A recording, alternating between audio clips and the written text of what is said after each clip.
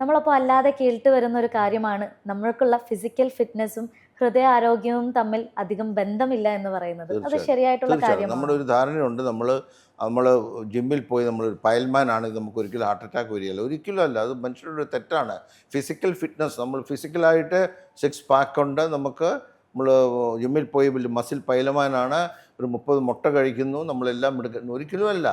ഇങ്ങനെയുള്ളവർക്ക് ഹൃദയത്തിൻ്റെ ആരോഗ്യവും ഫിസിക്കൽ ഫിറ്റ്നസ്സുമായിട്ട് ബന്ധമില്ലെന്ന് ഓർക്കണം. ഇത് രണ്ട് കാര്യങ്ങളാണ്. ഹൃദയത്തിൻ്റെ ആരോഗ്യം നമ്മൾ അല്ലാത്ത രീതിയിൽ നോക്കണം.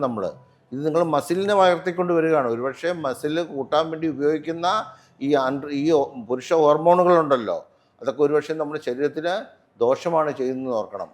അതുകൊണ്ട് ഫിസിക്കൽ ഫിറ്റ്നസ്സും ഹൃദയാരോഗ്യവുമായിട്ട് നിങ്ങൾ അത് കൺകോർഡൻ്റ് ആണെന്ന് വിചാരിക്കരുത്, ഒന്നിച്ചാണെന്ന് വിചാരിക്കരുത്. ഫിസിക്കൽ ഫിറ്റ്നസ് നന്നായി ആയിരിക്കാം, പക്ഷെ ഒപ്പം ഹൃദയത്തിന് ആരോഗ്യം കിട്ടേണ്ട കാര്യങ്ങളിൽ നമ്മൾ വ്യാപൃതരായിരിക്കണമെന്നർത്ഥം. ഹൃദയ സംബന്ധമായ പരിശോധനകളും കാര്യങ്ങളും നടത്തി ഹൃദയവും നമുക്ക് ആരോഗ്യപ്രദമാണ് എന്ന് നാം വിലയിരുത്തണം എന്നർത്ഥം.